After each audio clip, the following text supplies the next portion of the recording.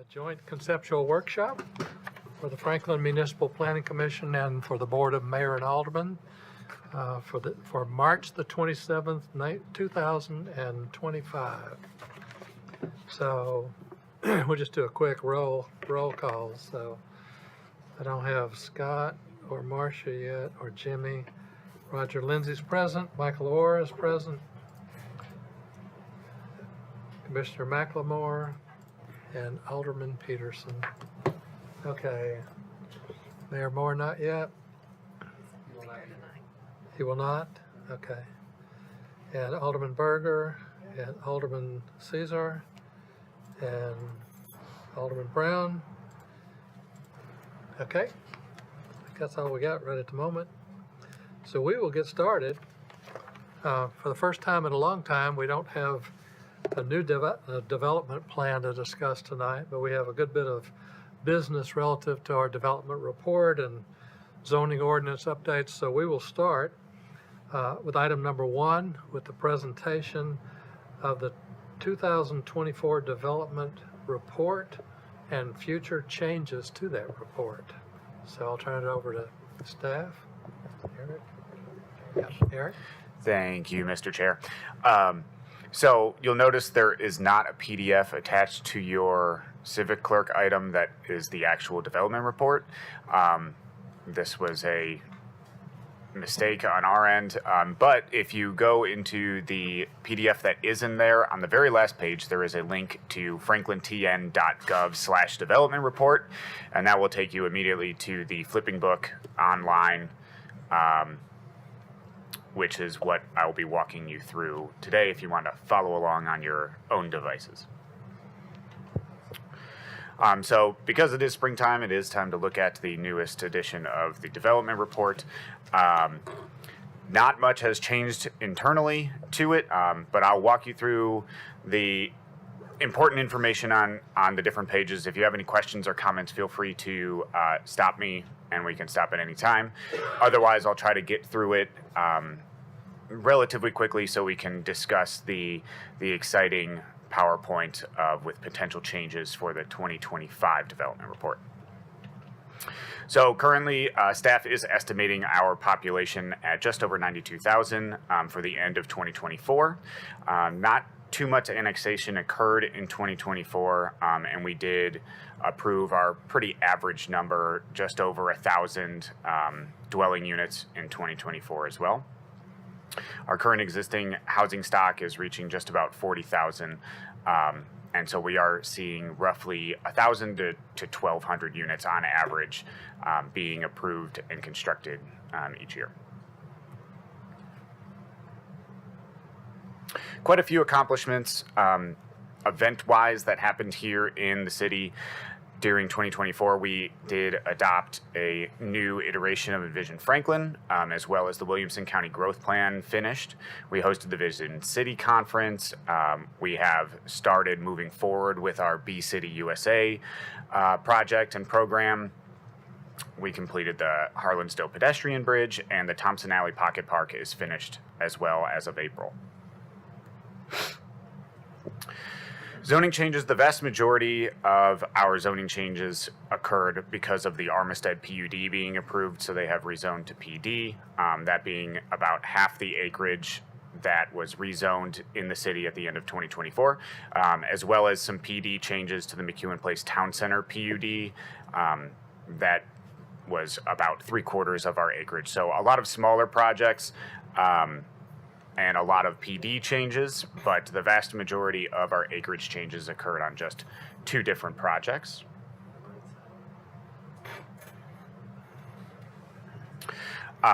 Similar to the acreage changes, the vast majority of our residential approvals in 2024 came from the McEwen Place Town Center PUD, adding quite a few units, 223, as well as the approval of the Armistead PUD, with just over 800 units being approved.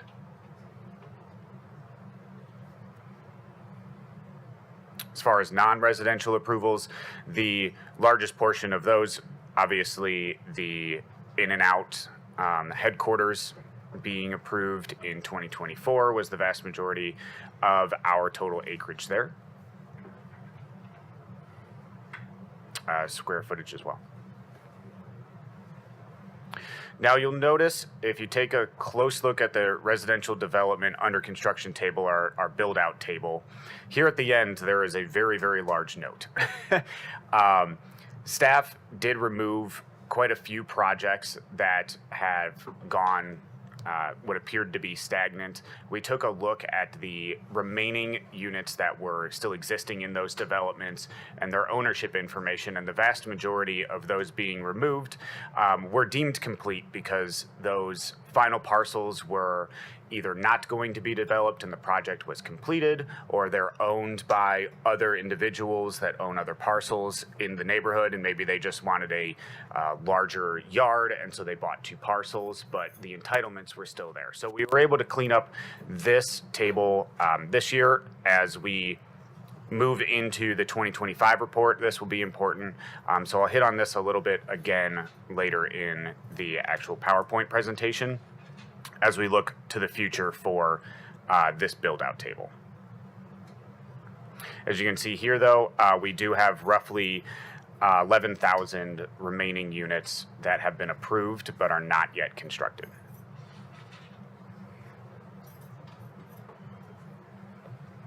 If we take a look at the pie charts, again, you'll see of those 40,000 units, the vast majority being single family at 54% of the units, and apartments taking second in with 25% of our existing units. Approved housing, you'll see that the breakdown switches pretty significantly to 51% of the approved housing that's not yet built being apartment units, 18% are townhomes and condos, and 17% are single family.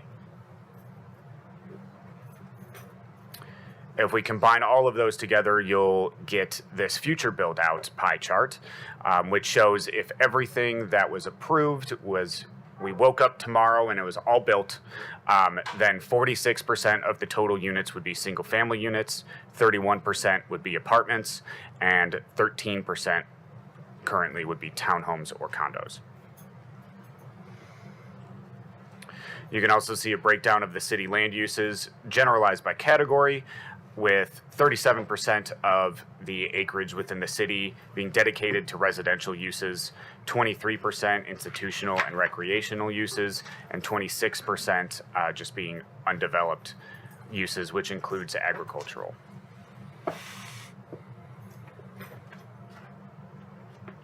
We do have a population estimate as well. Again, just over 92,000 is what staff is estimating based on our total number of housing units, the information that we have on household size by unit type, as well as occupancy by unit type.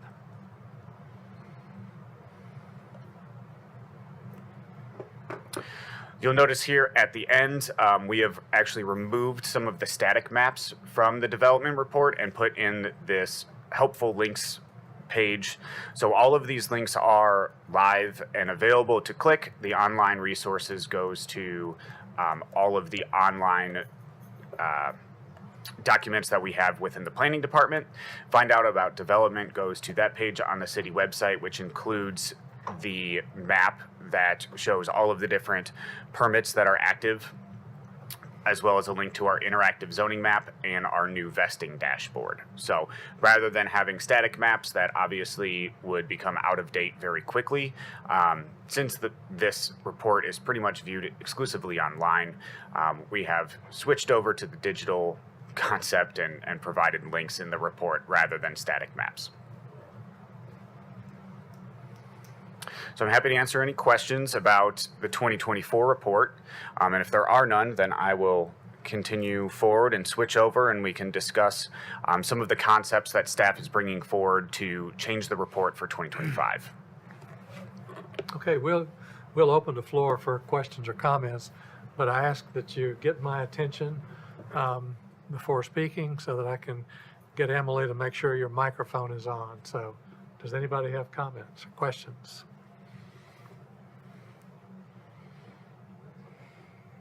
Seeing none? Anybody from the Board of Aldermen? Okay. 92,000, yeah. It just makes me blink my eyes. 92,000. Are we on our way to 140? Isn't that what it's supposed to be? No. Okay. All right. Yes. One thing to say, if you look at the census, every 10 years shows about 20,000, each one for about, 4 of those? And so at one time it had doubled in population, but then from then on it's just been, well, that was 20,000. It went from 20,000 to 40,000. Right. But then it's just been 20,000. So we were in the process of a census much of the year last year. We saw signs in our neighborhoods. There were regular appeals to people to please fill out your census forms. Did this lead us to the 92,000 number, or no? Eric, do you want to speak to that? This is a projection. The actual count hasn't reached that level, and in fact, it's very difficult. Cities across the state struggle with doing the hard count, and in fact, there's legislation in front of the Tennessee General Assembly right now that would go to a use of population projections generated by the Boyd Center at UT. So I think that would be a wonderful thing, because cities across the state are spending lots of time and money trying to do these counts, and quite frankly, they're very hard to conduct. This is the third one we've done in my time here, and it's just very difficult. Yeah. People are just not as willing to participate as they used to, and also it's kind of imbalanced, because cities that have the capacity financially or resource-wise can do those, and other cities in the state can't. So you end up with those that can do a count get more from state shared tax, and those that can't just sort of continue along. So this is really a more fair way to conduct that and update populations across the state using the same estimate. And quite frankly, our experience has found those estimates are pretty accurate. Okay. Okay. We had another. Nick, did you have any other comments? Okay. Seeing none, then Eric will proceed on with the changes.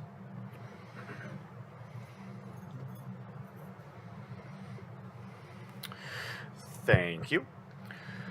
So, one of the major and most exciting things that we're looking forward to with the 2025 report is really this concept of giving the projects a face along with the name. You noticed as I went through the development report, the vast majority is simply tables.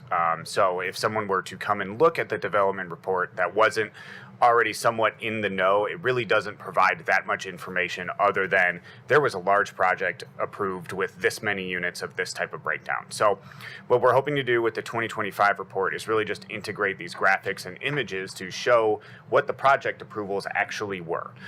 This would include pictures, maps, and the project data for residential and mixed-use projects. And if you move on to the second slide, you'll see just an example of what one of these spreads would look like. So these types of spreads would incorporate the old information that we were currently showing in the tables, but also include new information and put all of this information in one place instead of potentially 3. So right now it is broken into residential units, rezoning table, and if there's any sort of commercial component, it would be then also on the commercial table. So you would have to recognize the name and look for it in 3 different places. But with this type of spread concept, it would still provide the information in a standard chart form. We would be leaving those in the development report, but now it would tell more of a complete story in the form of this type of visual spread. So all of the standard information would still be included in here, with the name, the approval date, the site acreage, that type of thing. But now it also would include a location map to describe where within the city that it is.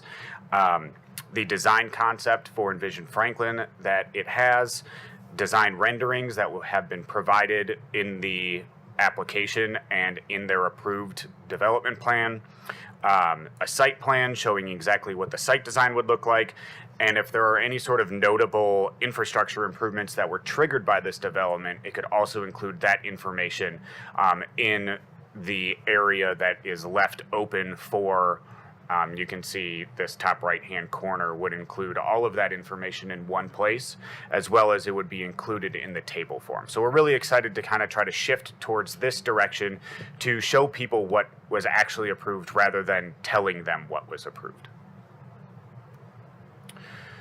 Additionally, we are hoping to have a pie chart breakdown of the entitled development plans that are within the city that show a square footage breakdown of non-residential type, that being office, commercial, retail, etc. And now we do break down that for residential types with the build-out table, but we are now also hoping to have that available for non-residential types.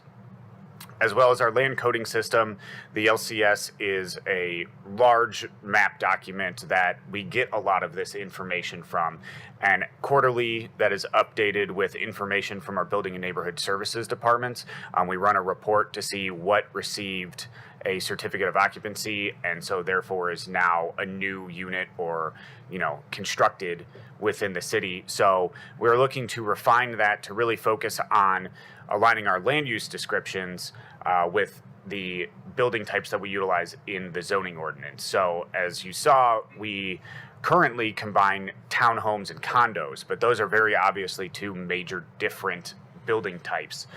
So we are hoping to really align the information that the LCS provides with us and therefore goes into the report with what is actually visible on the ground and the differences there, as well as align it with what is currently in the zoning ordinance for our different building types.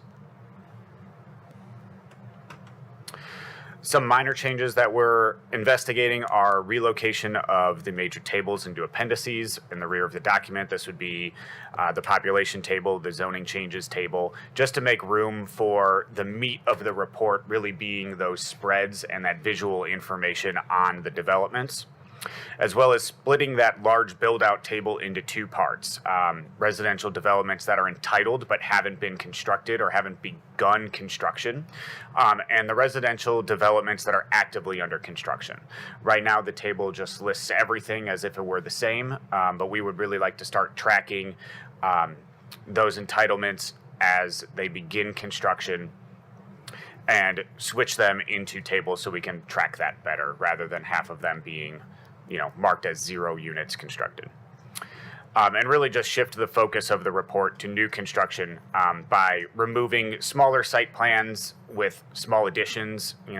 If Walmart does a 2,000 square foot addition, it's not exactly new exciting development that happened within the year. Some people might not even notice that it happened. So really just shifting the focus onto these new major developments. Okay. Alderman Brown, did you have something? I do. Two questions. One is, what's the decision? What creates the decision point of what gets a spread and what doesn't get a spread in the context of what gets approved within the context of a year? And then maybe my bigger question is, what's the intent of the development report? Is it what got approved or why it got approved? And maybe between the different audiences here, maybe there's a different reason, but when I think about the development report, and I'm thinking about it in the context of our residents and maybe future state people looking back in time and thinking about sort of why things happened. When I see something like the population table being pushed to an appendix, I'm thinking to myself, what was happening in the city at a time that certain things were approved, and what was what was going on? Why were things happening the way they were happening? And why were things getting built in the context of when they were approved? There's a narrative that's actually happening in these development reports, and that's the way I'm looking at them. That's the way I'm talking about them. And so I'm kind of reading them almost cover to cover like a story. And a lot of times I actually go back and reference previous versions as previous chapters to the story, because they do kind of build on each other a little bit. And so I don't look at them as so much of a what, sort of what got built, and as so much as I look at them as why did we build them? What was happening in the context of our city that required more apartments in one context versus more townhomes or more single family? We talk about the idea that in certain years we see this sort of trade up back and forth. And so I guess it's kind of an open question, maybe even to the whole group, is sort of what's the end goal of the development report? Is it more of a capture of what or a why? And I would argue it'd be great to still see the why.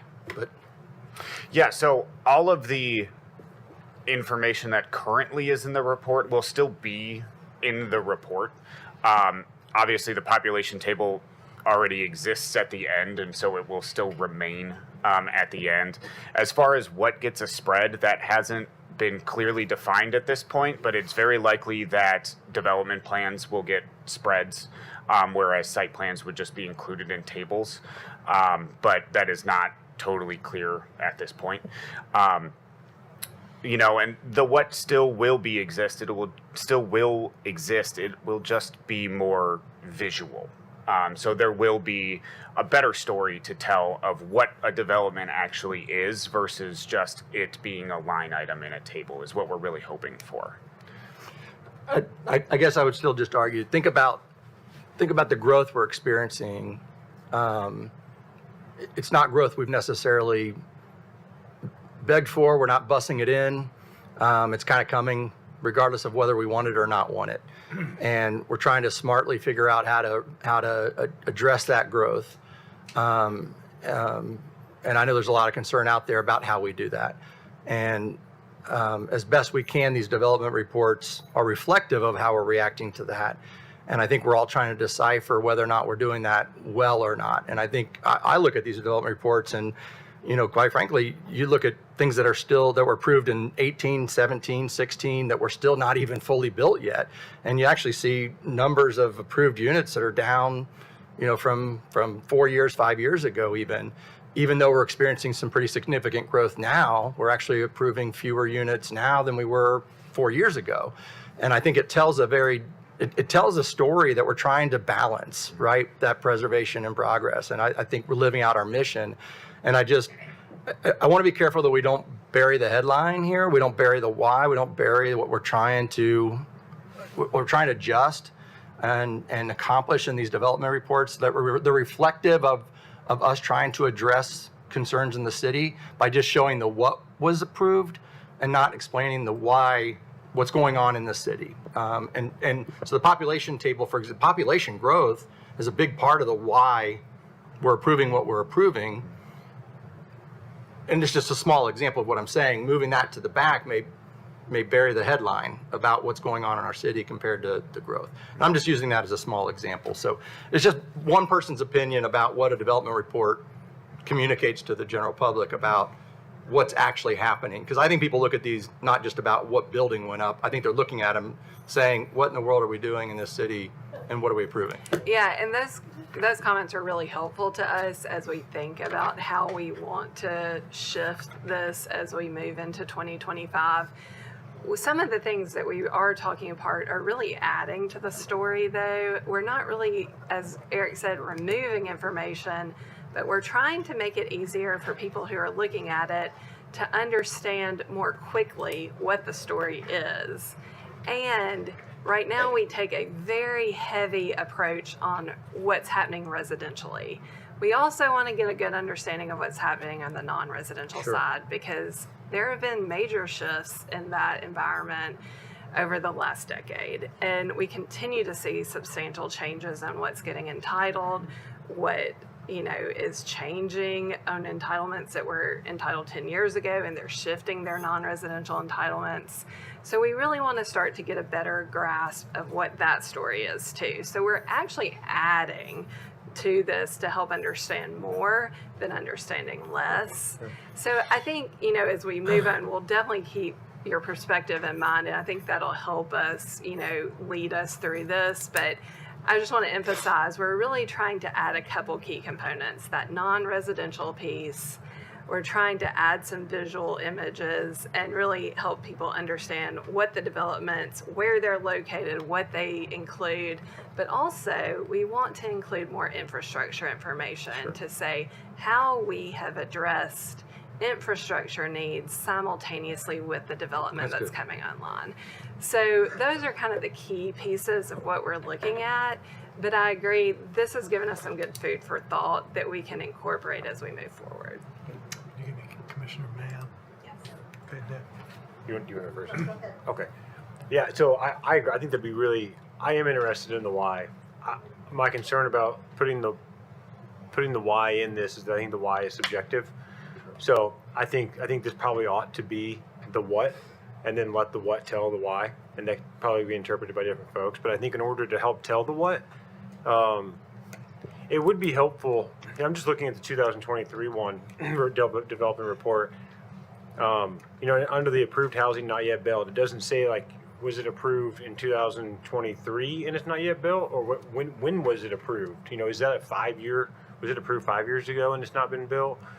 So I think maybe trying to stack the data a little bit so you can see trends might be really helpful. Because to your point, otherwise you'd have to flip back to multiple development reports, and even then it might not be entirely clear.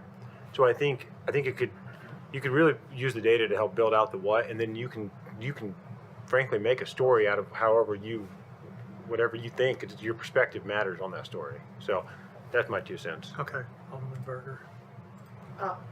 Yes, thank you, because I was going to say something about the trends.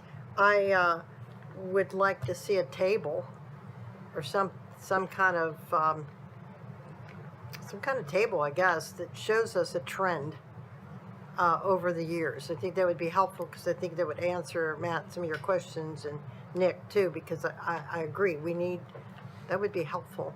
And there's in this report, in the tables, I'm wondering if the residential development under entitled but not constructed units yet, and then the ones that are actively under construction, do we have in that table them parceled out so we know what is multifamily, what is single family, and all that?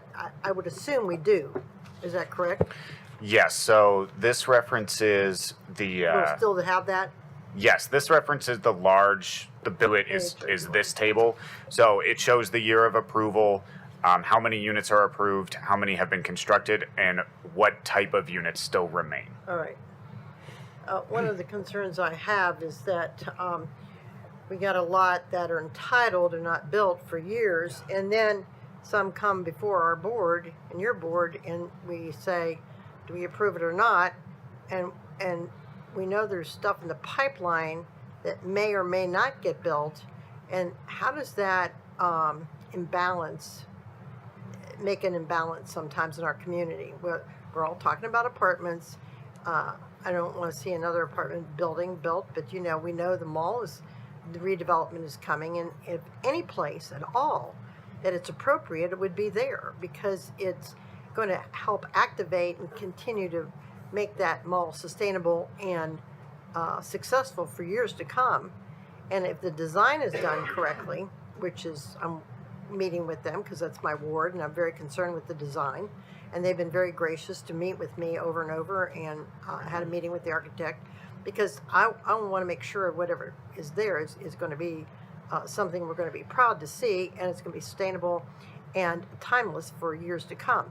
But we talk about what's yet to be built, what's in the pipeline, or may not get built. It makes me uneasy sometimes very uneasy, to approve a lot of new, especially multifamily.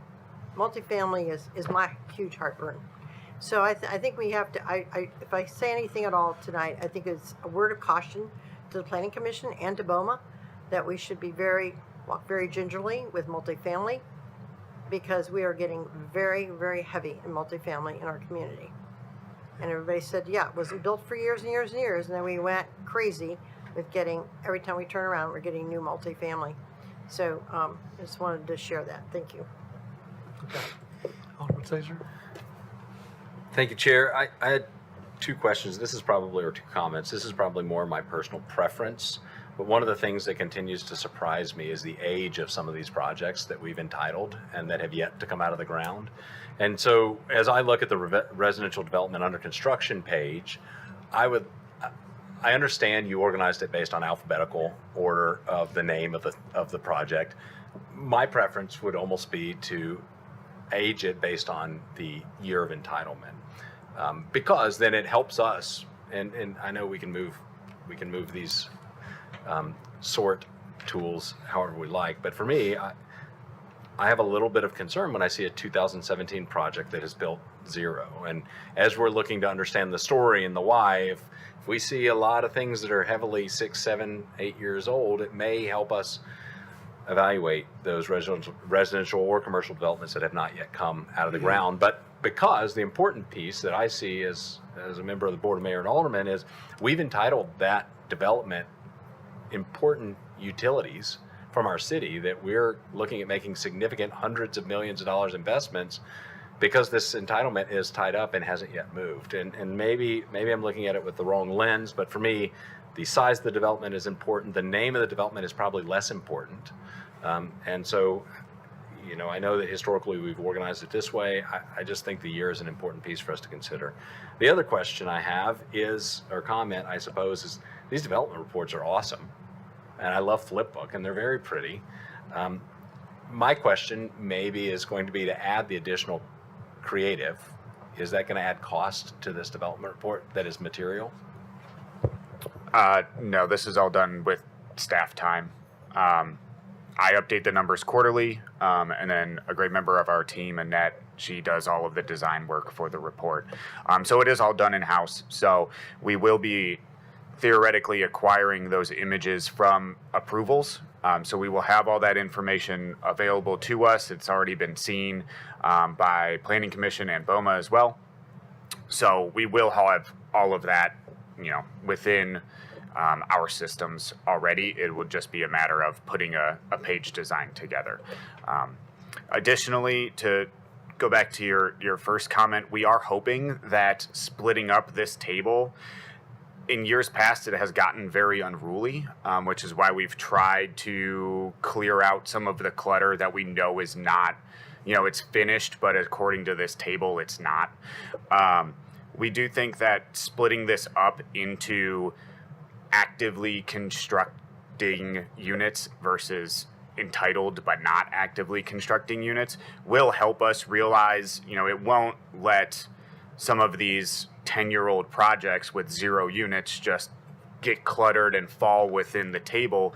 It will really point out, you know, is the entitled projects with no units table getting smaller, you know, and the other one getting larger, which is ideally what we would want to see is these projects moving forward. So it will help us, you know, get another story, so to speak, of like, are these projects moving forward, or is the entitled but not under construction table continuously getting larger?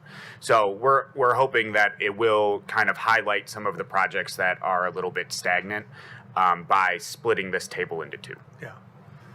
And I appreciate that because it seems that while every year we talk about projects that are entitled but never constructed, and as they get to be 8 years old and 10 years old and 12 years old, are they not, in some fashion, are they not impacted by the laws regarding vesting the rights to? Yeah, that's the question I was going to ask. Because I appreciate that staff has removed some of those projects from the list, because it's just always a topic of discussion. Why do we have so many that are entitled and continue to be carried on the list, but apparently dead projects? So. Mr. Chairman, that was my question too, is because don't we have, you've got X number of months to break ground once your project's approved. You can apply for 6 months extensions or 12 months extensions. So why, same thing as Roger's asking, the chairman's asking us, why do we have a 7-year-old project still in the books that's not started pushing dirt yet? Has its time not expired and it needs to go back to the drawing board? Yeah, and a lot of these projects that are pre-2015, before vesting. Oh, okay. And then there are a lot that are after 2015. We have started doing more tabulation on vesting. Amy particularly has really been working on this with Andrew, and we've had some tables that we've started getting together.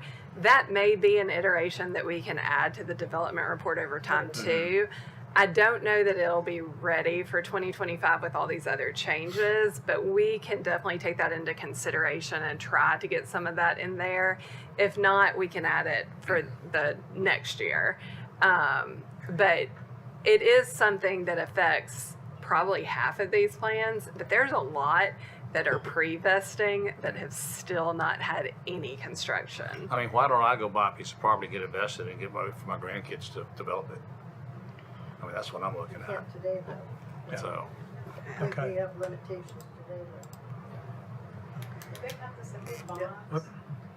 If they've submitted bonds, what happens there if they? though. Alma, can't hear you. I can't, I have to stand up. Is it on? Okay. Bonds submitted at the time of, when everything's approved. So if these are not started, what happens to the bonding So- process? The bonds are not actually, we don't get the letters of credit and the sureties established until a site plan comes through for approval in the final plat. So it can be entitled through the development plan process or a preliminary plat and get its vesting timeline started, but we do not necessarily have a surety on it at that point in time. Okay. Alderman Brown. I'll just make one more comment on the vesting. You may have been making the same comment. We were pretty generous coming through COVID on approving vesting extensions because of COVID. I will say that in the last year or so, certainly a portion of the board, I'll just speak for myself. I've certainly had a lot more scrutiny on vesting extensions, and they're not automatic for me anymore. And I think there's others. I know Greg over there, he's raising his hand now, so I guess I'll say for you as well. They're not automatic. I think there's got to be a really good reason why there's a need for a vesting extension. I think the COVID that period has expired in my book. And so if you're not moving, I realize times are tough and money's hard to get, but we've got other things we need to get on with. And so that time frame is not quite the same anymore. Yeah. Right, okay. Okay, Alderman Berger? Yeah, I would just add to that, but I also think we have to be very sensitive because there's a project in my ward that's going to be a redevelopment, and there's been some changes made financially with companies, investors, and when those things happen, I don't think we throw the baby out with the bathwater, because I think we have to be sensitive to some of the inner workings of some of these companies that did come out of COVID and then went away or divested from a project, and then when they worked hard to get another investor or major player and they get an even better one, and they can make the development even better. Even take Ovation, for instance. I'm so glad Ovation never got developed like it was originally planned. In 08, 09, when they presented that, it looked fabulous. We all loved it, and we thought, great. But if that had been developed, and look what happened to all the office, it is sometimes a blessing. Sometimes these things have to wait and run the course. And then when they come in, I have to really look at that and go, yeah, this development or this redevelopment is going to be major. And I understand why you're asking for this, because maybe a major investor went away and you got even a better investor, or we had some changes in the way things are done, like office now and everything. So I'm still very sensitive to that, and I think we have to be. But at the same time, it should not be an automatic yes just because they ask. Okay, we got to wrap this one up. So Alderman Caesar? I think it's Okay. I was just gonna say, originally, we only granted one extension. It was because of COVID, we extended to 2 extensions. So why can we not go back to 1 extension? And the way it was pre-COVID and pre-real estate crash of 09, 10. Until the next crash. To the next crash, yeah. Well, I mean, but now, I mean, it's, you Okay, gotta. very you gotta- quickly, one last question. How many apartments are still in the pipeline? I have 5,527. Okay. How many apartments are still in the pipeline? And in response to your comments about the apartments, you know, I've been one of the people talking about advocating for the townhomes and not just having apartments, but it seems to be difficult when you talk to the developers to be able to build townhomes. And if we go back to Franklin Housing Authority, they just renovated and the neighborhood, and they have apartments there. People live there, and they can afford to live in those apartments. And there are some places and some apartments that Well, if you go all around the city, the apartments are full, 99% occupancy. And you'd be surprised at the people who live in those apartments. So I don't think we can say that we don't want any more, and I was one of the people, but I think there are opportunities where we can still have some apartments. But with 5,000 in the pipeline, I'm not so excited about. Add to that real quick, and I know, Roger, you wanted to end this, but just because developers can get easy money or they can get funding for apartments is not a reason for us to say yes to them. And people are begging for smaller units and townhomes so they can move out of their larger homes into them. And all the time, I should be in real estate. People call me all the time. I said, I'm not a realtor, I'm an alderman. But they want to know, do I know of any townhomes being built? They want to move out of their homes into smaller units, into townhomes with very little yard. And we don't have a lot of them. So, but I agree. They love it, I agree, but I'm saying that we can't totally rule out and say no more apartments. No, but said we it, have a but lot I in the don't- pipeline. Yeah. All right. That's why this right. report is valuable. So let's move along to item number. Do you have any closing? One last statements? point. Since vesting did come up, one of these helpful links at the very end of the report is our awesome new vesting dashboard. So if you have vesting questions, there is a link there, and you can look for specific developments, and you can see at what stage of vesting they are at if you are curious. And if you have any trouble with the vesting dashboard, just let me know. I don't know that it's entirely public quite yet. We're working on that as we speak. Okay, that's important, and I think that as we're dealing with post 2015 structures, maybe vesting is a tool that we can use to get some of these things off the list if somebody new has a legitimate project they want to advance. Okay, the second item on our agenda tonight is the zoning ordinance update. And the potential topics, there are a number, but this first one will be on sureties and bonds. So I'll turn it over to Amy. Before we do that, I'm just going to give a little intro. Okay. But you did a nice job, Chair. It is the kickoff for the annual zoning ordinance update. The process is happening a little bit earlier this year because we've had several items that have been discussed at BOMA or DSAC meetings. And so we are bringing forth those topics to solicit feedback in preparation for this year's annual update. There are two on the agenda for tonight, sureties and bonds and the display of flags. And then next month we plan to return with the cumulative time frame for substantial improvement in the floodplain and halo lit signage. So I will turn it over to Amy. Yes, I have a super exciting topic of bonds. So get ready. So I actually have several components of the performance agreement section of the zoning ordinance. I'm going to go over. Sorry, give me closer. Is that better? Okay. But we're going to start with bonds. As you know, we talked about this a little bit at Joint Conceptual Workshop. I believe last month a developer was asking to use them. So we have looked at it because we've gotten several requests over the last year to use bonds as a tool in our toolbox, to not just limit it to letters of credit and cashier's checks. So we did take a look at it. And we started by researching it and presenting at the Development Services Advisory Commission. What we did is we really asked them to provide guidance to us, for you all, as to whether they would support the use of bonds.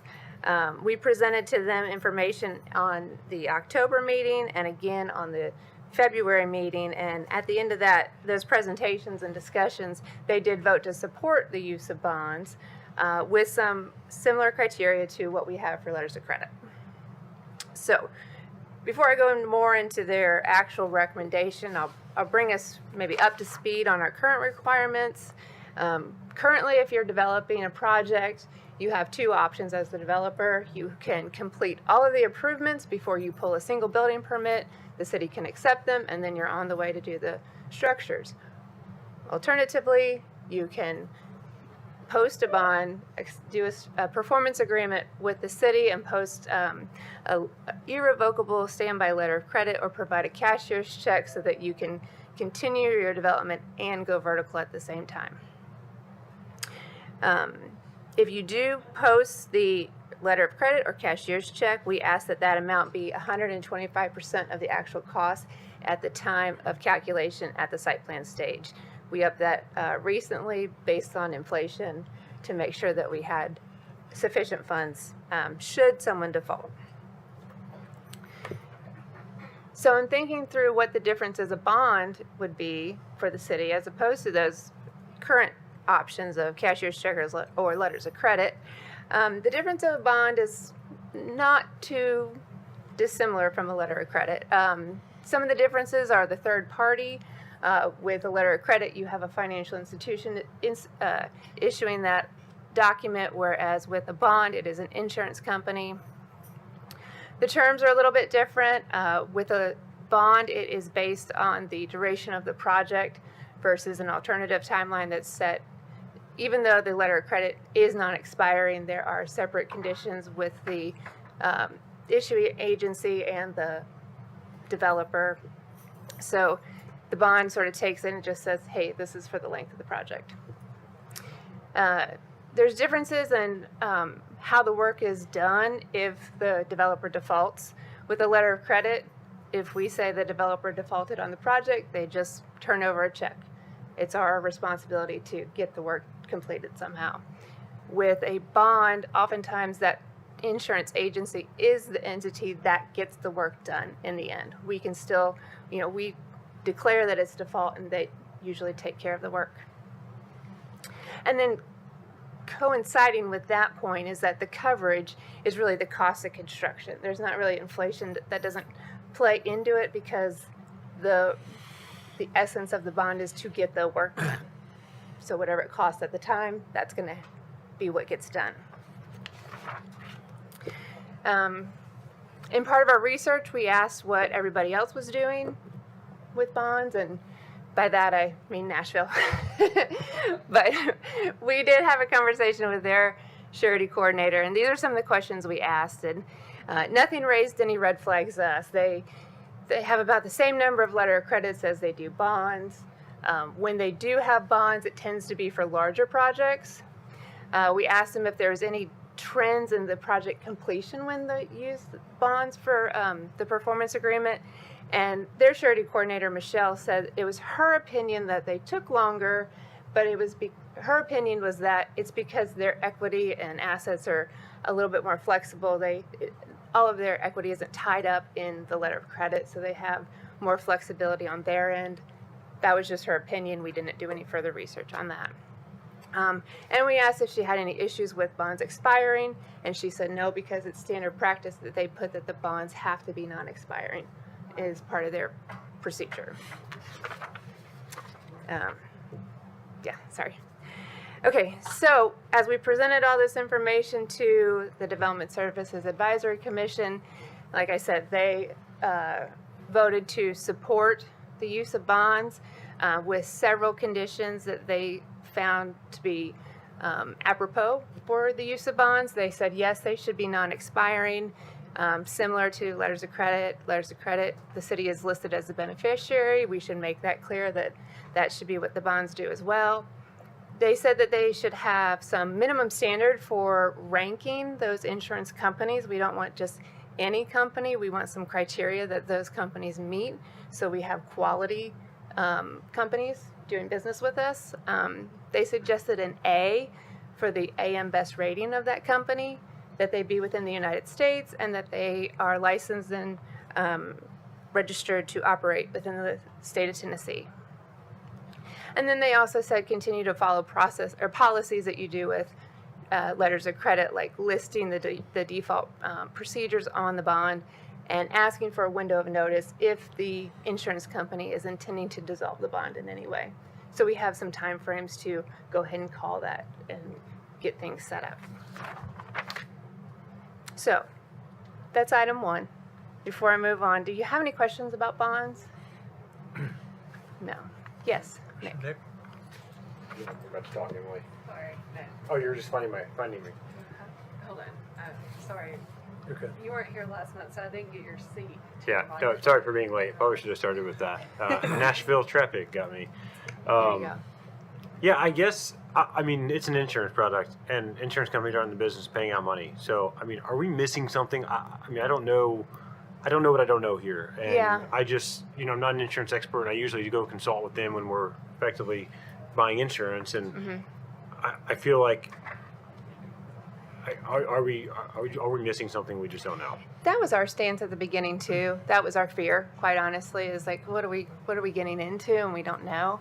But I think through our research, we've understood that this is very common practice. That we used to use bonds back in the 90s. We switched to letters of credit, but I think that was just the market trends of the day, because that was also what we heard from the development services team, that their professional knowledge was that, well, we used to do bonds in the city of Franklin. We just got away from it, and we use them all over all the time. So it seems like there's enough standard practice with bonds in the development community, and that other cities use them routinely, that at least staff-wise, we got more comfortable with the notion of using bonds.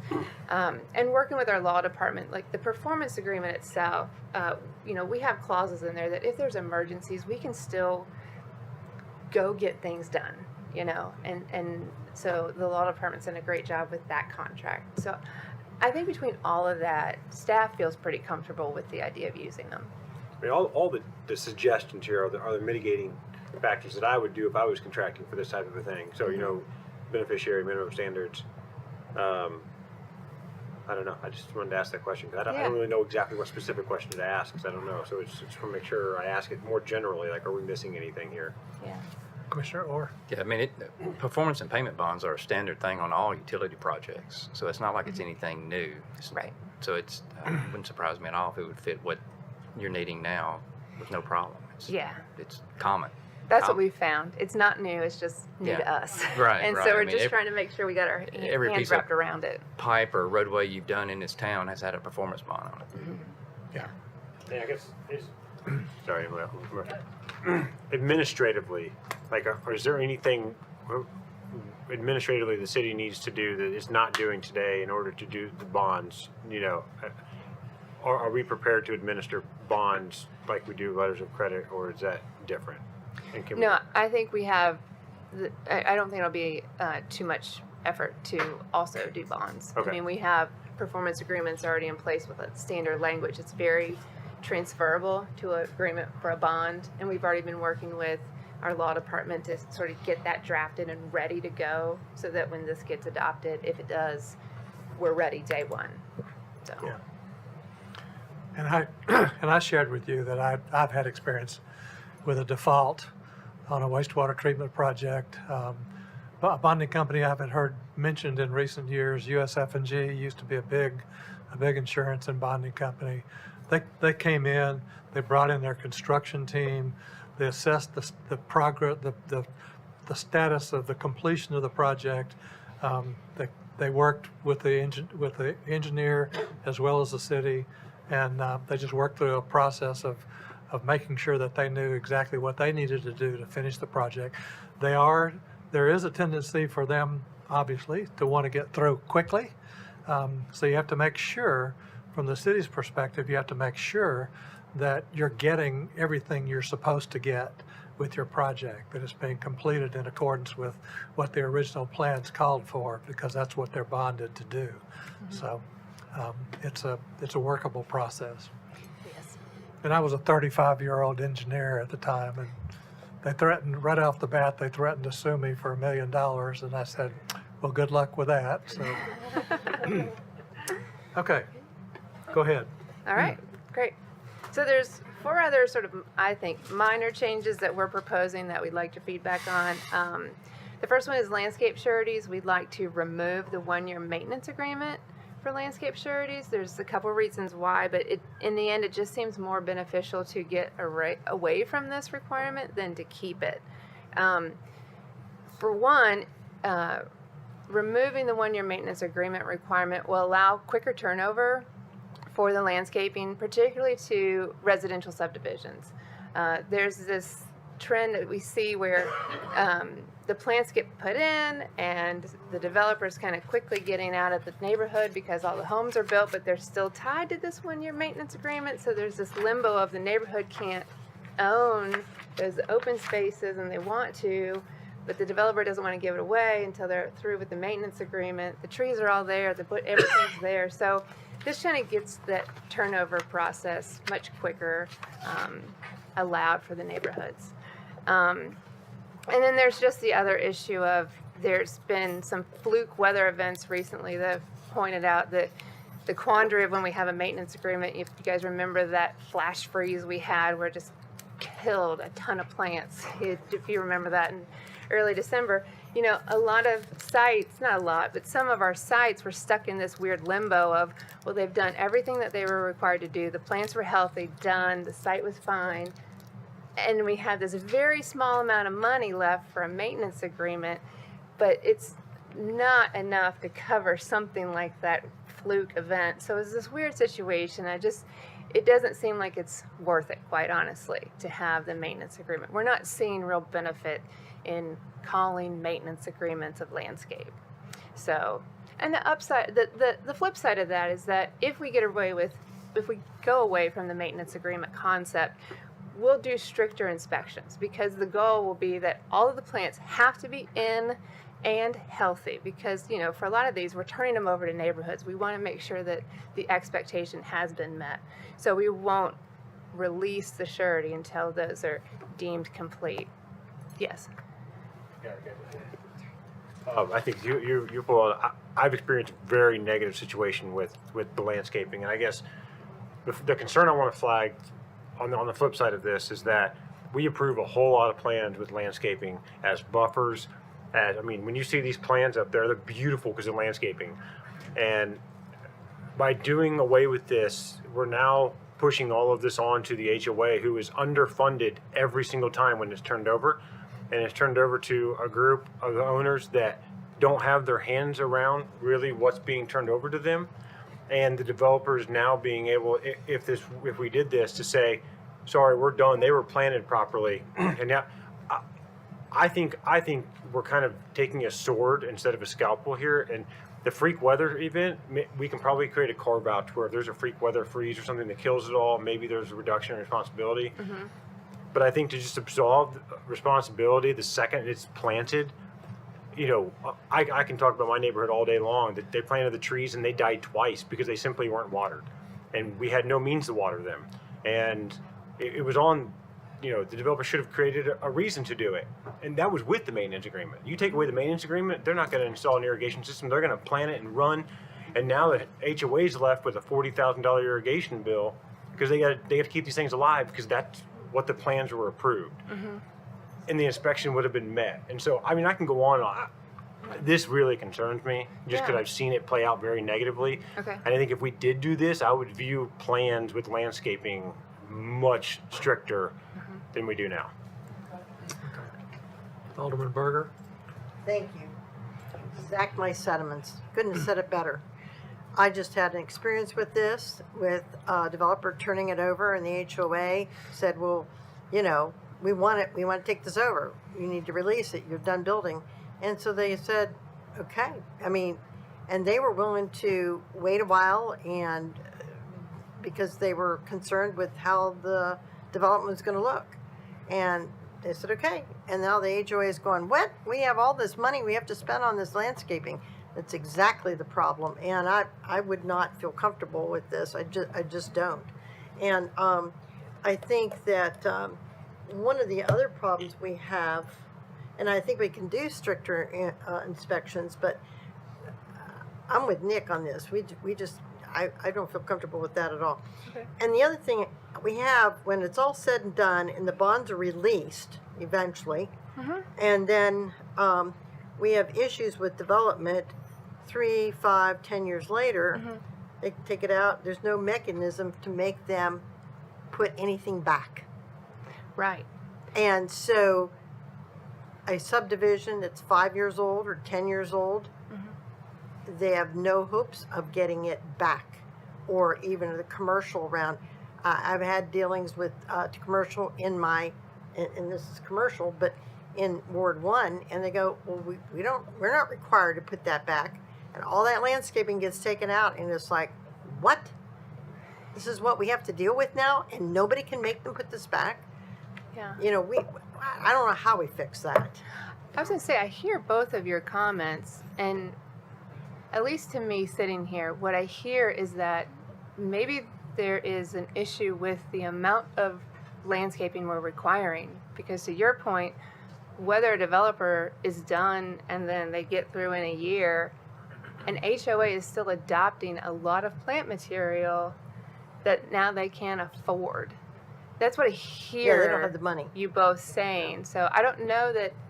I mean, we'll definitely take these points and we'll consider, and we'll see if we're still going to present this in the zoning ordinance or not. But I don't know that the one-year maintenance agreement is going to solve either of your problems. It doesn't. I don't think it solves the problem we have today, but removing it only makes it worse, guaranteed. So, it is at least of some sort of help, because we've leveraged this in our neighborhood to have all the trees replaced at least once. That was $50,000 worth of trees redone in our neighborhood because of this one-year maintenance agreement. We at least had the leverage to ask them to have it redone. Okay. So. And maybe that's what we're looking at is, and I'm just spitballing, I haven't run this by anybody, but maybe we're looking at how or what requirements are put in place to ensure that the plants stay alive. You know, your point was, well, they planted them, but they didn't water them, so of course they died. Maybe there's something else that we can address in terms of ensuring that the plant material stays alive better. I don't know. I'm not a landscape guy. My inspector could be like, Amy, you're crazy. But If there's not an irrigation system, okay, then they ought to be required to bag the trees in water and get landscape companies to come in there and water that. right. And we'll have to think through that. A Yeah. requirement. Yeah. The issue I do see, even though I'm saying this as an idea, is that I have one landscape inspector for the entire city. Wow. That's what I was So gonna add. I don't know that he cannot go around and like eyeball every tree. So, but I hear your concern with this. I mean, we hear it. I did want to kind of confirm though that the zoning ordinance does require the maintenance of landscape as originally approved on the site plan. The problem is our inspection and follow-up of that, because as we said, we have one person reviewing all the plans. He's also doing the inspections. So it is there a funding issue that we need to talk about too, if that is really a priority? Because while the ordinance lays out what is required of a property owner to maintain their landscaping on their site in perpetuity, essentially, and continue to replant or maintain as originally approved on the plan, we don't have the mechanism to enforce that right now. I would say 91,000 people, right, in our city. So What's your point? my point is, Eric, we need another employee here, because seriously, we're 91,000 people. We have a city, and we're insufficient in doing the job to keep our place the way we want it, and the quality of life. So, Okay. And I think just to kind of close the loop on this thing. Sure. At some point, it's the HOA's responsibility to keep the dadgum plants watered, because the Well, it builder's is. long gone. And whether he Right. has a 1-year obligation or not, the HOA needs to be taking care of the landscaping. Okay, so would you move to Yeah. your next item, please? Yeah, well, and so it kind of coincides with what we were just talking about. The other thing we want to do with maintenance agreements is increase the minimum. Right now, we take 25% of the performance agreement and hold that in terms of the maintenance agreement. But for smaller projects, we have a threshold that, well, at least we're going to hold $2,500. That is nothing these days with inflation. So we'd like to, across the board, change that number to at least a minimum of $10,000. And that's not to the landscaping, that's That's to all of them. maintenance. So if we kept the maintenance agreement for landscaping, it would also be a minimum $10,000. Okay. But for larger projects, it would be much more, because I wanted to point that out. That 25% could be substantial. Okay. Okay. No issues with that point? Okay. Okay. Yes? Oh, Okay. Next, hopefully this is an easy one. We want to not use fax machines anymore. Right now, that's still in our zoning ordinance that we ask for facsimile use. If you're not in Williamson-Davidson County, we'd like to change that to electronic communication. Everyone good with that? I thought so. Okay. Although, Chairman, Yes. I might add, if I might add for you non-baby boomers, facsimiles are the most secure means of communications if we're using something that is something that needs to be securely transmitted. That's a great point. I mean, I think Thank that's you. why it stayed in there and why we used it, particularly for when we allowed financial institutions to be outside of Williamson-Davidson County, where we couldn't easily run to the bank and say, you're in default. So if you're You doing know? something financial, though, that's what I'm saying. So if we're just going to remove it just for specifics, but if we're doing something financial, bonds, anything financial, though, that is the most secure means of transmission. Most of so the that's a banks question. that we've worked with do have special communication With the secure- methods that are encrypted, Okay. and so All right. they have special mechanisms that they communicate Just don't with diss us by, facsimile. so. Okay. All right. Yeah. Okay. You're right. Sorry, I didn't mean to diss faxes. Okay. Okay, one more point that we'd like to see your support on is the last one is allowing out-of-state institutions.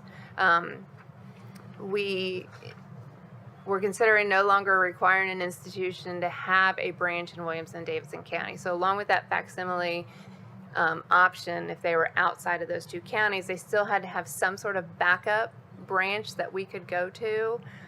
Again, it's that sort of fear that we're going to miss out of the money, but it just, again, it seems like the nature of business these days that it's not inappropriate to have an institution outside of the two counties nearby, our county and Davidson County. We would still require them to be licensed to do business in Tennessee and in the and be a United States company, but the consideration is out there. And I would add to this that with the banks we have dealt with recently that do have branches locally, we are still being sent to people out of state and getting the money sent from out of state. So it doesn't really matter that there's a local branch. That is not how the banks we work with currently function. Okay. Mr. Chair, thank you. At the risk of sounding too much like a homer, we evaluated the different developers that do business with our city, and one of the common complaints they raised was, or that was raised in that study, was that sometimes their new people struggled to get through our process, and therefore they scored us as a development community lower. So they provided feedback that we're harder to work with, but then the explanation that we received at the board level was we're harder to work with because they put a low-level new employee on. The new employee didn't understand our process, and our process confused the new person because that was the first time they'd done it. The reason I bring that up in this context is most of the local banks have probably worked with our city and understand our city processes. And my concern in going outside of Williamson County, even if we're not dealing with the local people, there is a person that we can go to that can help us solve a problem that if we are dealing with, and I won't mention a national bank that doesn't have a location here, because I do business with a national bank that doesn't have a location here.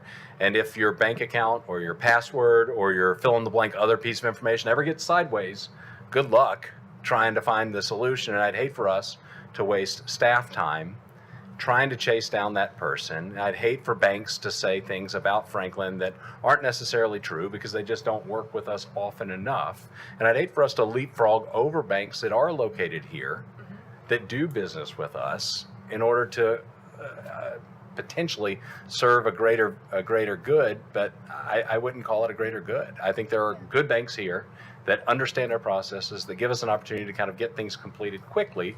And I don't mind being a bit of a homer on this item. So that's kind of where I stood. Sorry, I want to respond, but you're like right where the column It's is. okay, So I'm and- going to and- talk to you. It's okay. You don't have to look at me. Yeah. Thank you. No, I appreciate you saying that. You know, this was really brought up because this was a request by several developers over recent years. And so we brought it to you to ask what you think. It's not something that staff necessarily has an opinion on per se. I mean, we can see the benefit of it, but it's really for the development community, not necessarily us.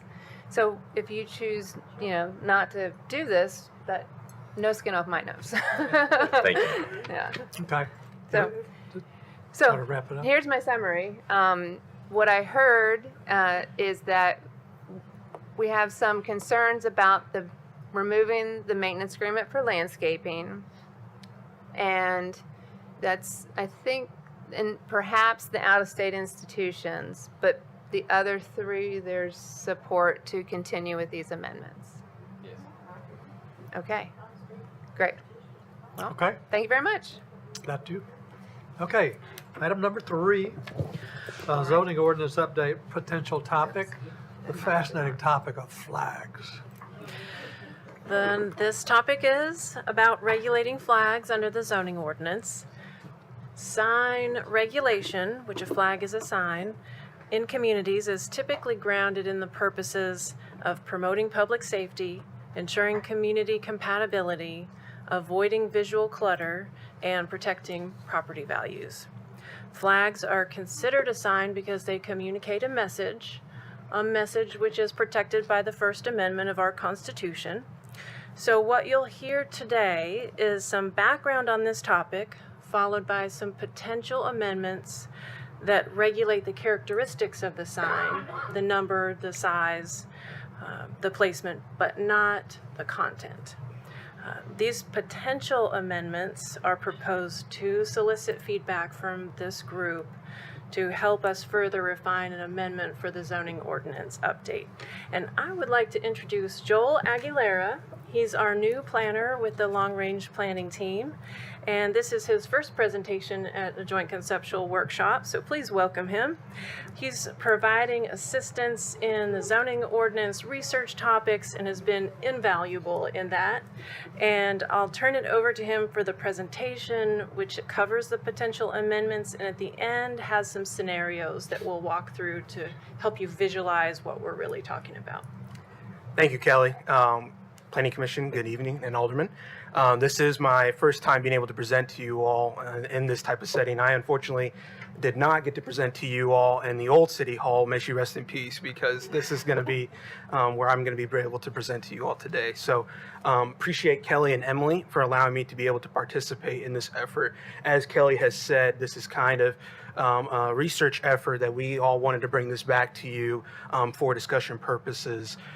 So for this item is going to be regarding the display of flags within the zoning ordinance under signage, under the chapter of signage, and specifically looking at, again, flag and flag standards. So I know we have a limited amount of time, and so kind of want to be able to first provide a summary of kind of where this started out. So last year, on October 22nd, during a BOMA work session, this was brought before BOMA after there was a notice of violation was issued to a residential property owner due to a high number of flags being displayed in their property. And so per standard procedure, a notice of violation was issued to correct that, to get that issue corrected, and to again ensure that there was abiding by the standards set by the city. And so that was brought to the attention of BOMA. That resulted in a kind of wanting to discuss the procedure for a notice of violation, but also the standards for flags within the city of Franklin. And so at the time, BNS did some work in compiling some research, getting some information of other peer communities. Dylan worked hard with Tom to get that information so that could be brought to BOMA at that time.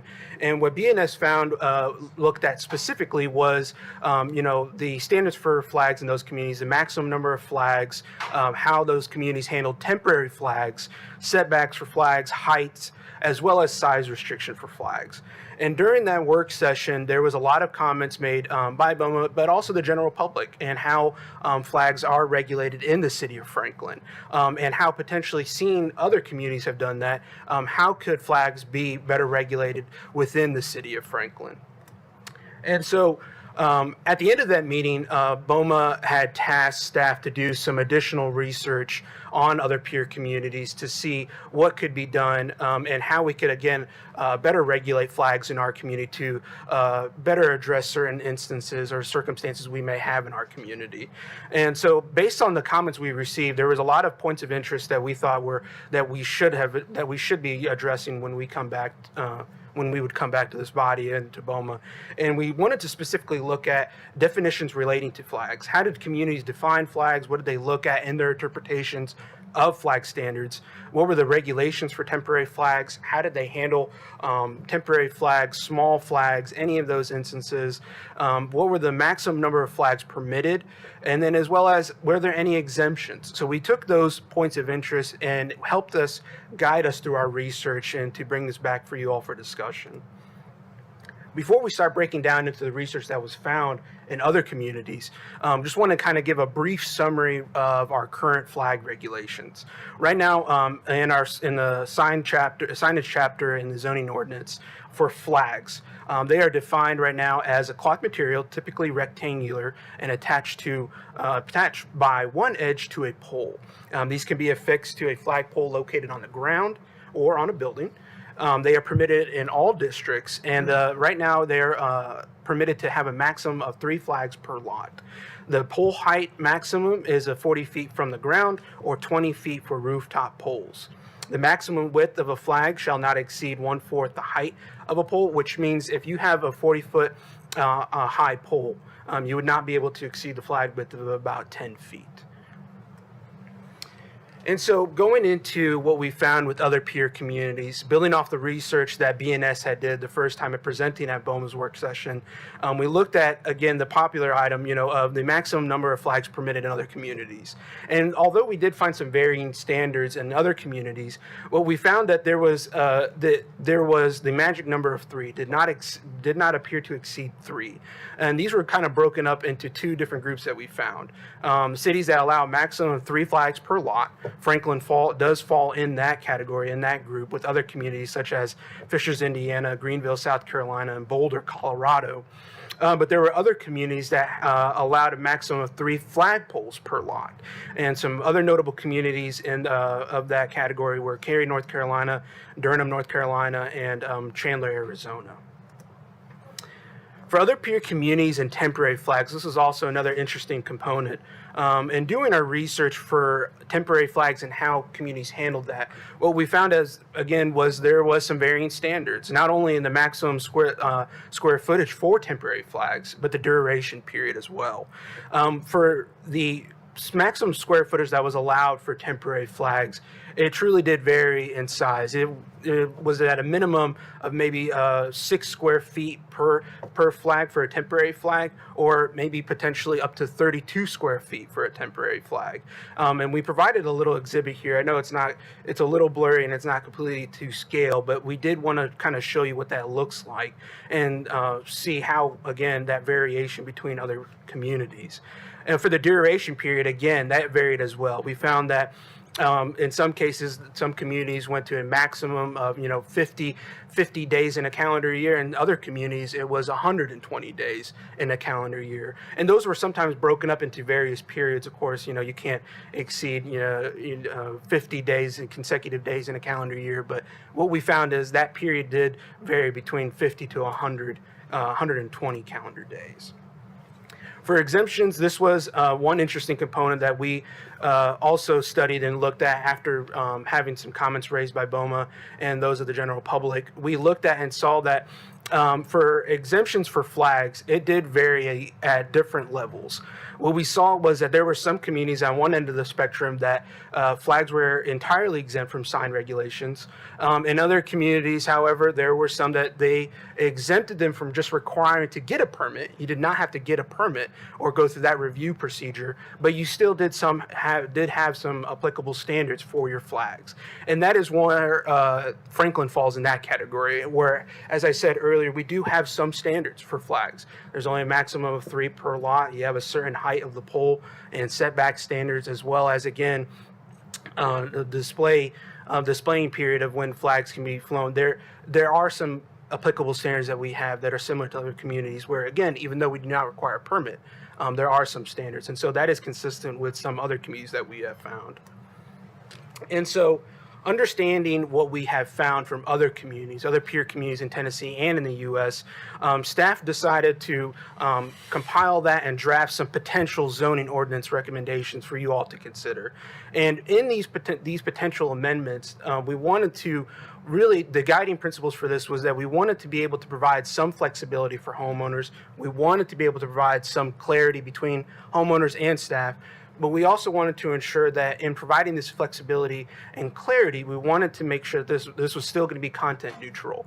We wanted to make sure that this was going to be something that could be understood by homeowners and as well as staff. And again, making sure that these regulations were going to be content neutral for the city of Franklin. So these potential zoning ordinance amendments, you can see here, there is a brief list here that we kind of summarized in 4 bullet points. And we're going to expand on them further, each point slide by slide, so you can see that. But these are just some possible updates that we have brought to you before for your consideration. The first one, consider exempting small temporary flags under a specific size.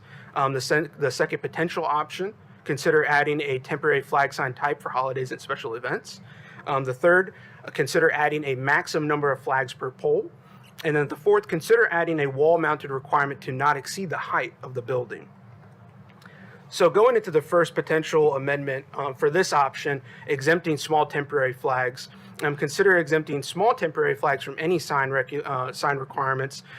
This is for those small temporary flags, more in line with those small stick flags that you may see on a lot or during a Memorial Day celebration that we wanted to kind of highlight. And that's where you can see on this image here kind of what is intended with these small temporary flags. This was something that was brought up by some members of BOMA as well as some members of the general public that really spoke on, being able to display these flags. And so there are some size requirements in other communities, but we first want to just bring this type of potential amendment to you all to see what your thoughts were with that. And then again, in the end of this PowerPoint presentation, during our discussion, if this is something you think we should pursue further, we will do some additional research to see what is a size requirement that is appropriate for Franklin that can be incorporated here. But this is the first potential option of exempting small temporary flags. The second potential amendment that we wanted to discuss, again, was the temporary flag sign type. Right now, under our current regulations, we define flags through the flag sign type and temporary signs. We would be adding in a temporary flag sign type. This is consistent with other communities that have this, permanent flags and temporary flags. We would be adding in this type and also allowing for temporary flags to be flown during federal holidays as well as 2 floating events. And so when we mean by federal holidays, as you can see on the screen, these are the type of federally recognized holidays that we would be allowing. And so they would be able to be flown during for 10 days before the holiday, the day of the holiday, and 5 days after. So for a total of 16 days of a period. So these temporary flags can be flown for 16 days, as well as 2 floating events.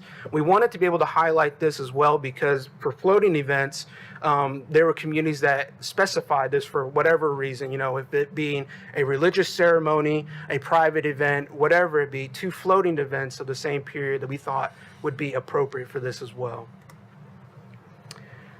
The third potential option that we thought that would be necessary would be adding a maximum number of flags per pole. So right now, our current regulations do not really speak too much of this. Right now, we just say a maximum of 3 flags permitted per lot.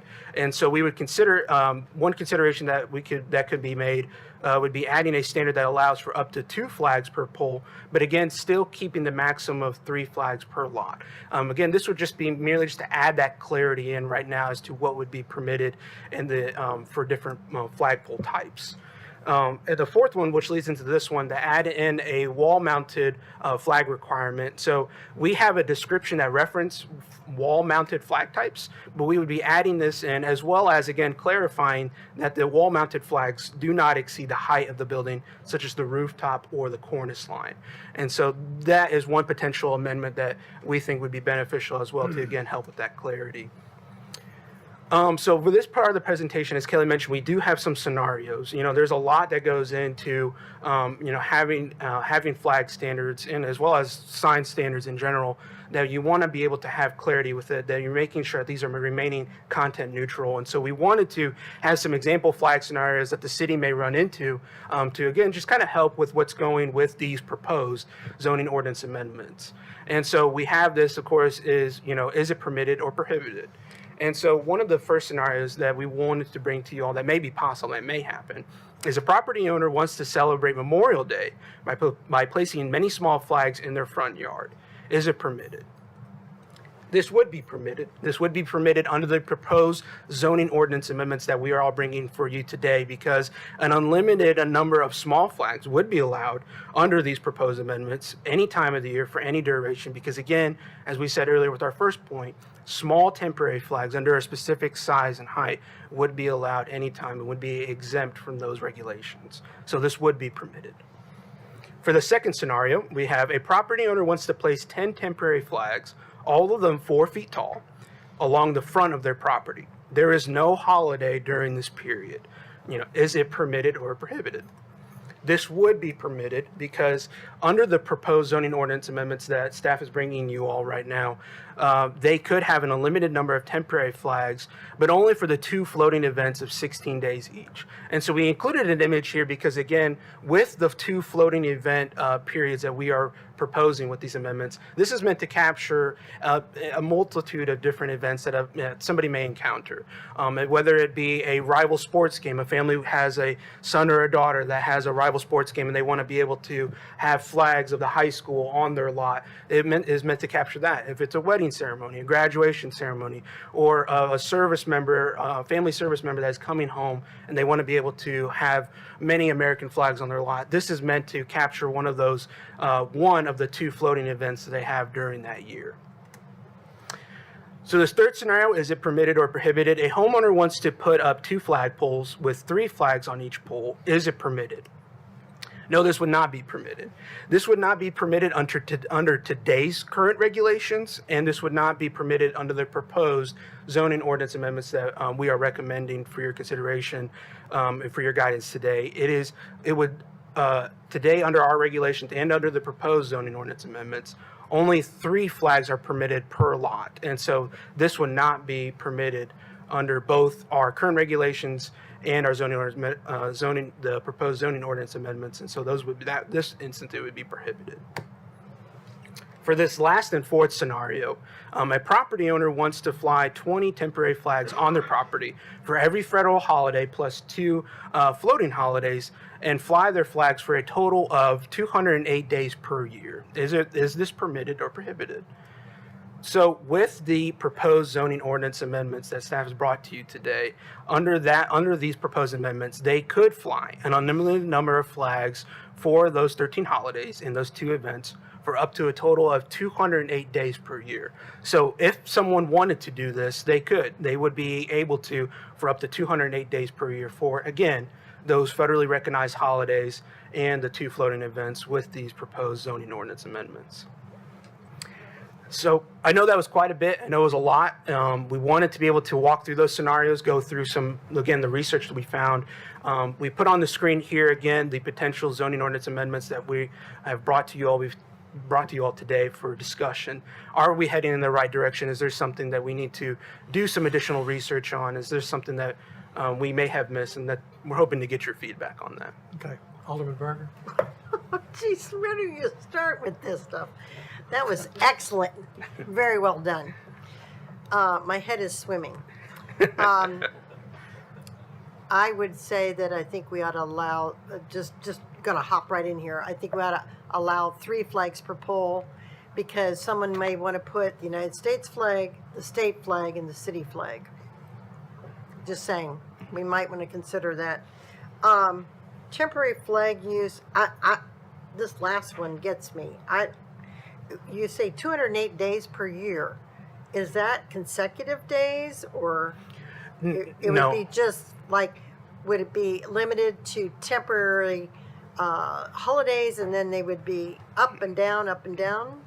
So it would only be during those periods of the holiday. It would not be consecutive. And so if we go back to this list here, Yeah. you can see that, some of the federal holidays, it being New Year's, they would be able to fly that for, whatever New Year's flag they want to fly. It would be for that 16-day period. However, you do see, Martin Luther King Jr. Day.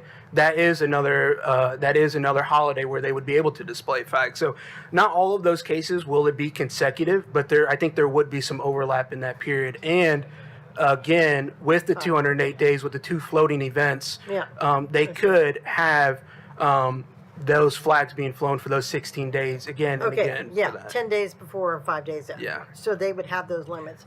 The other thing, I'm not sure that our community can handle any number of small flags with no limitation.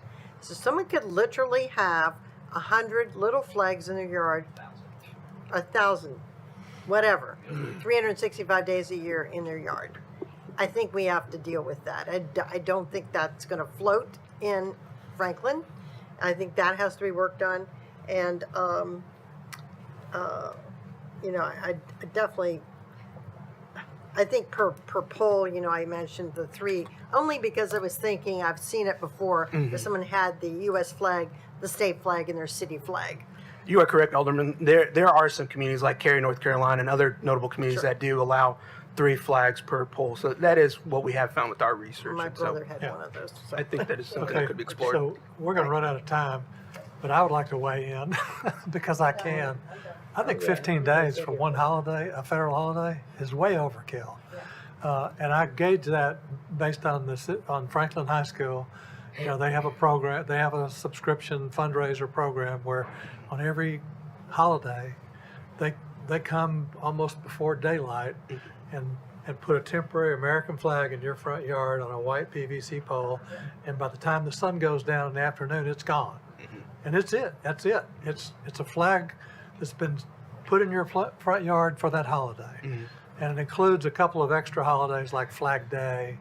Of course, Veterans Day is now a national holiday, but so at one point it included a couple of extra days. But I think 208 days a year is overkill.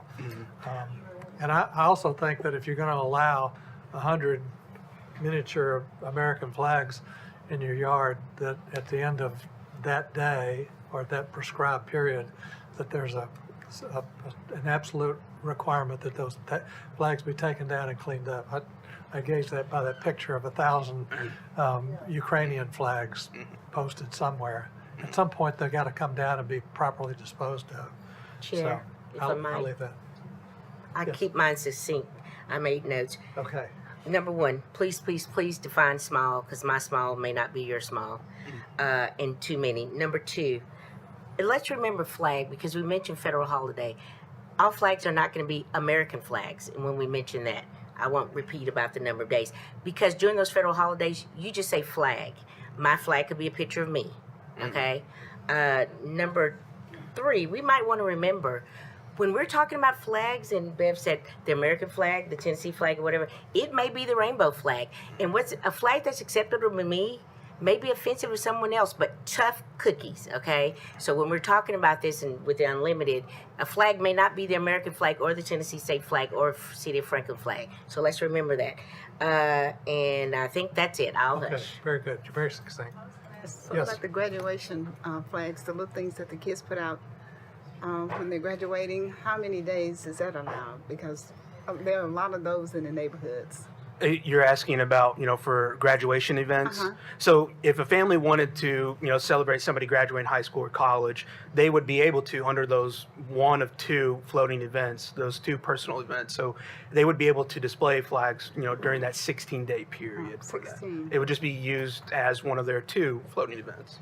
I see a lot of them for longer than that. If I can get the mic. But there's also temporary signs. So while this would be creating a new temporary flag, there is a temporary sign which has a longer duration, and someone could put up a graduation Yeah, that's sign more that of a is sign, I guess. that is Yeah, different that's more from of a a sign. flag. It's yeah. Yes. So Yeah, and the same would be like every weekend during the fall, you want to hang your team sign from a bar, and that runs through the end of the football season. So there's a lot of that's Lots of common. flags. I have one important question to ask. I know we don't control, I'm sorry.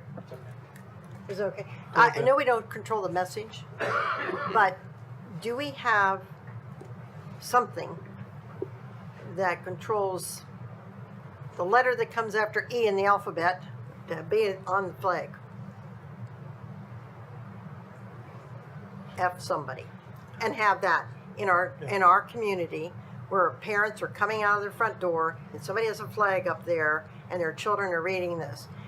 There has to be some community standard for that kind of thing, and I'm just asking you to look at it. That's all. Sorry. I'm not answering that, but I think what she's asking for is profanity. Do we have something that discusses decency and profanity? This may be misconstrued, but it should be noted that I fly an American flag on my house every single day, and I fly it in a wall-mounted orientation. Yeah. I don't know how I would fly it above the cornice of my house, so I don't know that we need to get to that letter of the law on this. And maybe some people disagree with that, but I also would ask. And I don't know what it would look like, so maybe some pictures of what that might look like that with an X on it would be helpful for those of us who are struggling with that fourth piece. Do we limit the number of wall-mounted flags as well? So our current regulations just says, I'm trying to speak. It's okay, you can talk forward and I'll just know. Our current regulations right now say that a maximum of 3 flags are permitted per lot. It does not say right now to a pole. It does not say to a wall-mounted pole. That's why we're adding that requirement in, because I think people would appreciate some clarity with that as to whether or not, would I be able to do this? Would I be able to do that? And so right now our current ordinance is kind of deficient in that. So, but we're not talking about not counting or counting wall-mounted. That would still add into the 3 yeah, it would total. just still count to the 3 flags. I think you've done a really nice job of putting this together. This potentially could be a very contentious topic, and thank you for doing so. We Thank appreciate you. it. If you've got other comments, please feel free to let the staff know. And with that, we will be adjourned.